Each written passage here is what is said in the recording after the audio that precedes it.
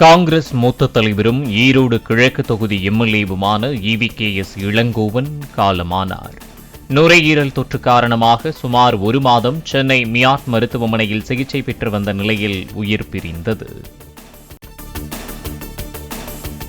சென்னை சத்தியமூர்த்தி பவனில் பொதுமக்கள் அஞ்சலிக்காக வைக்கப்பட உள்ளது ஈவிகேஎஸ் இளங்கோவனின் உடல்.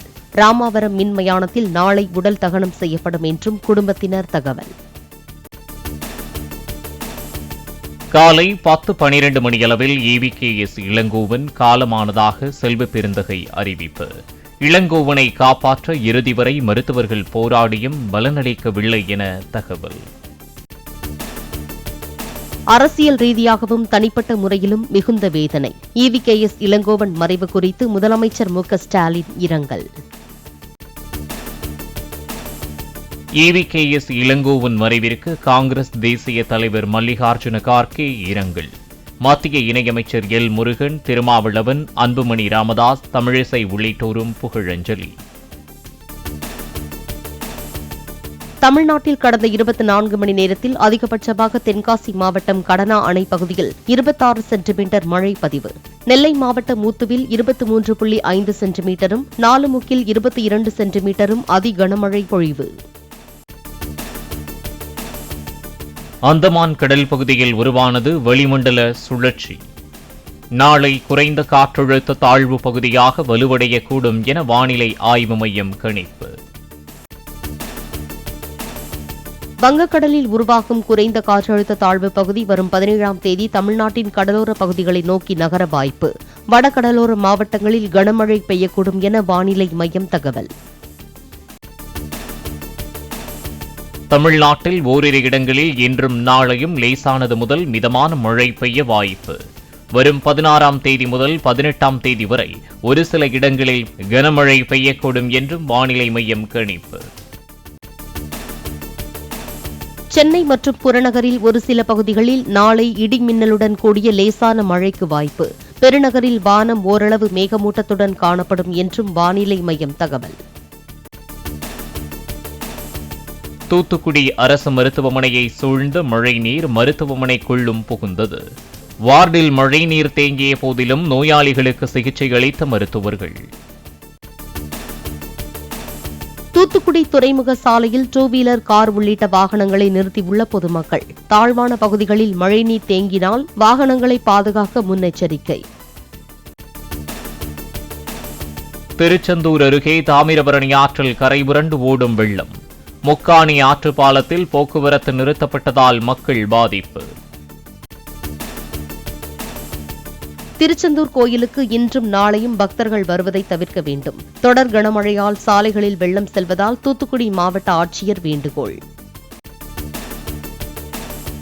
தூத்துக்குடி மாவட்டம் கோவில்பட்டி அருகே உப்பாற்று வெள்ளத்தில் சீமை கருவேல மரங்களுக்கிடையே சிக்கிய கார். காரின் மேல் ஏறி நின்று தவித்த நபரை கயிறு கட்டி மீட்ட இளைஞர்கள். கனமழையால் கடனா நதி, ராமநதி அணைகள் நிரம்பி உபரிநீர் வெளியேற்றப்படுவதால் குடியிருப்புகளை சூழ்ந்துள்ள வெள்ளம். சம்பாங்குளம் பகுதியில் மார்பளவுக்கு தண்ணீர் பாய்ந்தோடியதால் பரிதவித்த பெண்கள்.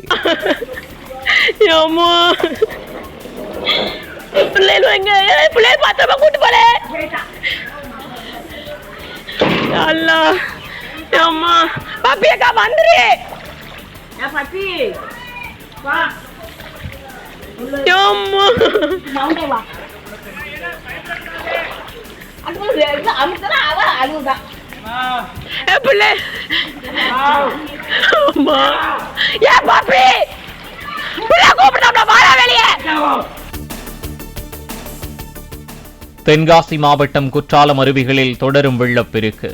சுற்றுலா பயணிகள் குளிப்பதற்கு விதிக்கப்பட்ட தடை 3வது நாளாக நீடிப்பு. தென்காசி அருகே மேற்கு தொடர்ச்சி மலையில் உள்ள பெரியநாயகம் ஐயனார் கோயிலுக்கு சென்று வெள்ளத்தில் சிக்கிய 60 பேர். கருப்பா நதி நீர் தேக்கத்திற்கான தண்ணீர் வரத்து அதிகரித்ததால் வனப்பகுதியில் உள்ள கோயிலில் தஞ்சம் என தகவல். சென்னை மதுரவாயல் அருகே கூவம் தரைப்பாலத்தில் பெருக்கெடுத்த வெள்ள நீரில் அடித்துச் செல்லப்பட்ட கார். காரின் கண்ணாடியை உடைத்து உள்ளே இருந்த நபரை மீட்ட போலீசார். சென்னையில் ஆபரண தங்கத்தின் விலை சவரனுக்கு 720 ரூபாய் குறைந்தது. தங்கத்தின் விலை கிராமுக்கு 7140 ரூபாய்க்கும் சவரனுக்கு 57,120 ரூபாய்க்கும் விற்பனை. ஒரே நாடு ஒரே தேர்தல் மசோதா வரும் 16ஆம் தேதி மக்களவையில் தாக்கல். மத்திய சட்டத்துறை அமைச்சர் அர்ஜுன் ராம் மேக்வால் தாக்கல் செய்ய உள்ளார்.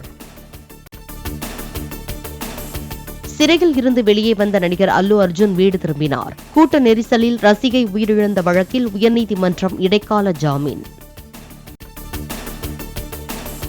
உயர்நீதிமன்ற இடைக்கால ஜாமீன் உத்தரவின் நகலை பெற்ற பிறகும் சிறை நிர்வாகம் அல்லு அர்ஜுனை விடுவிக்கவில்லை என வழக்கறிஞர் அசோக் ரெட்டி குற்றச்சாட்டு. சட்டவிரோத தடுப்பு காவலுக்கு எதிராக சட்டப்படி நடவடிக்கை எடுக்கப்படும் என பேட்டி. நடிகர் அல்லு அர்ஜுன் கைது செய்யப்பட்டதற்கு மத்திய அமைச்சர் அஸ்வினி வைஷ்ணவ் கண்டனம்.